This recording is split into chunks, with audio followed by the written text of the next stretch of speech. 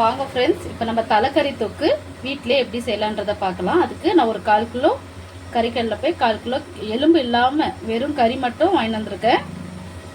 ஒரு 3 தக்காளி, கொஞ்சம் இஞ்சி பூண்டு பேஸ்ட்டு, ஒரு 2 வெங்காயம், கொஞ்சம் கருவேப்பிலை. வாங்க இப்போ தாளிக்கலாம்.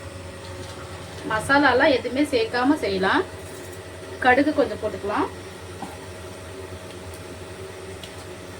கடுகு பொரிஞ்சதும் சோம்பு கொஞ்சம் போட்டுக்கலாம்.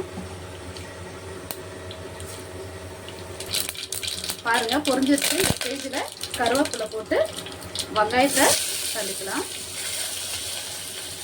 இதில் எதுவும் மசாலாலாம் நான் சேர்க்க போகிறதில்ல, வெறும் சிம்பிள்.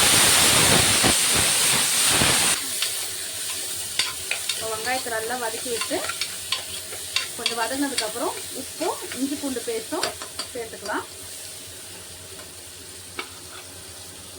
இஞ்சி பூண்டு பேஸ்ட் கொஞ்சம் சேர்த்துக்கோங்க. இது வதங்கிறதுக்கு கொஞ்சம் உப்பு சேர்த்துக்கலாம்.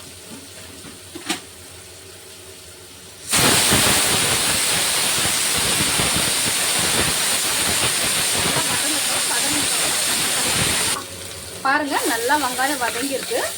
இந்த ஸ்டேஜில் நம்ம தக்காளி கொட்டிக்கலாம். தக்காளி போட்டு போட்டுக்கோங்க.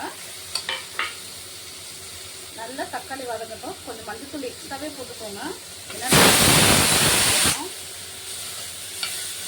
அது ஒன்றும் இல்லை ஃப்ரெண்ட்ஸ், பக்கத்தில் சாப்பிட்டு அந்த விசில் வறுத்துட்டே இருக்கு. அவ்வளோதான் ஃப்ரெண்ட்ஸ். தக்காளி நல்லா வாங்க ஃப்ரெண்ட்ஸ், தக்காளி இந்த மாதிரி வதங்கியிருக்கு. இந்த ஸ்டேஜில் நம்ம மசாலா சேர்த்துக்கலாம். மசாலானா வேறு ஒன்றும் இல்லை, வெறும் மிளகாத்தூள், தனி மிளகாத்தூள் தான். மிளகாத்தூள் 1.5 ஸ்பூன் சேர்த்துருக்கேன். தனியாத்தூள் ஒரு 2 ஸ்பூன் சேர்த்துக்கோங்க. உங்களுக்கு வேணும்னா தனி மிளகாத்தூளும் கரம் மசாலாவும் இந்த ஸ்டேஜில் சேர்த்துக்கோங்க. ஏன்னா எங்கள் வீட்டில் மசாலா வேணான்றதுனால நான் மசாலா சேர்க்கல. இது நல்லா எண்ணெய் பிரிஞ்சு வரட்டும். பாருங்கள் எண்ணெய் பிரிஞ்சு வந்திருக்கு. இந்த ஸ்டேஜில் நம்ம எடுத்து வச்சுருக்க 1/4 கிலோ தலைக்கறியை சேர்த்துக்கலாம்.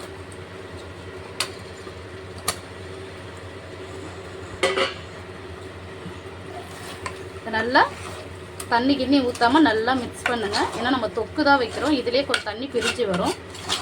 இந்த ஸ்டேஜில் உப்பெல்லாம் கரெக்டாக இருக்கான்னு பார்த்துக்கோங்க. பாருங்கள் நல்லா எண்ணெய் பிரிஞ்சு வந்திருக்கு. இந்த ஸ்டேஜில் நம்ம ஒரு 1/2 சொம்பு தண்ணி மட்டும் ஊற்றிக்கலாம். அவ்வளோதான் ஃப்ரெண்ட்ஸ். நல்லா ஒரு கிளறி விட்டு ஒரு 5 விசில் விட்டு இறக்கிக்கலாம். வாங்க தலைக்கறி ரெடி ஆகிடுச்சான்னு பார்க்கலாம். பாருங்கள் ஃப்ரெண்ட்ஸ், நம்ம தண்ணியே ஊற்றலை, ஆனால் எவ்வளோ தண்ணி இதிலே வந்திருக்குன்ட்டு. இந்த ஸ்டேஜில் என்ன பண்ணுங்கள், இப்போது இந்த மாதிரி ஒரு கடாயை வச்சு இந்த கடாயில் போட்டு ஒரு 2 நிமிஷம் கொதிக்க விட்டு கொத்தமல்லி போட்டு இறக்கிடலாம். இருங்க கொதிக்கிட்டோம். பாருங்கள் அழகாக கிரேவியாக ரெடி ஆகிடுச்சு தலைக்கறி. இந்த ஸ்டேஜில் இன்னும் கொஞ்சம் கிரேவியாக வேணும்னா இன்னும் கொஞ்சம் நேரம் வைங்க. எங்களுக்கு இது போதும். சாப்பாட்டில் போட்டு சாப்பிட்றதுக்கு, டிஃபனுக்கு, எல்லாத்துக்கும் நல்லாயிருக்கும். இந்த டைமில் கொத்தமல்லி தூவி இறக்கிடலாம்.